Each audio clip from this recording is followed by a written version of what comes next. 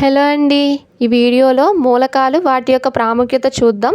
So 2 నిమిషాల్లో 4 రకాల మూలకాల ప్రాముఖ్యత ఏమై ఉందో మీకు ఈ వీడియోలో చెప్పడం జరుగుతుందండి.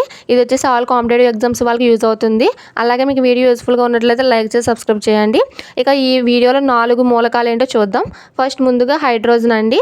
సో హైడ్రోజన్కి వచ్చేసి మనకు ప్రాముఖ్యత చూసినట్లయితే న్యూట్రాన్ లేని మూలకం హైడ్రోజన్, తేలికైన వాయువు హైడ్రోజన్, విశ్వంలో ఎక్కువగా గల వాయువు హైడ్రోజన్, ఆమ్లాలన్నిటిలో గల వాయువు మూలకం హైడ్రోజన్, అత్యధిక వ్యాపన రేటు గల వాయువు హైడ్రోజన్, కెలోరిఫిక్ విలువ అధికంగా గల వాయువు హైడ్రోజన్, భవిష్యత్ ఇంధనం హైడ్రోజన్, వనస్పతి తయారీలో వాడే వాయువు హైడ్రోజన్, దహనశీల వాయువు హైడ్రోజన్.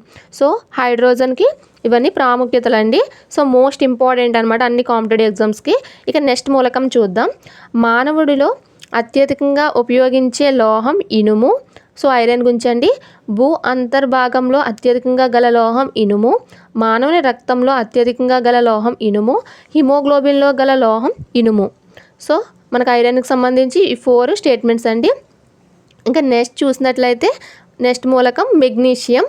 మెగ్నీషియం చూస్తే క్లోరోఫిల్ మధ్యలో గల లోహం, అంటే ఆకుల్లో ఉండేది మెగ్నీషియం. రైబోజోమ్ల ఉప ప్రమాణాలను కలిపి ఉంచే మూలకం మెగ్నీషియం. సో ఈ రెండేనండి మెగ్నీషియంకి ఉన్న ప్రాముఖ్యత. ఇక నెక్స్ట్ చూసినట్లయితే ఫ్లోరిన్.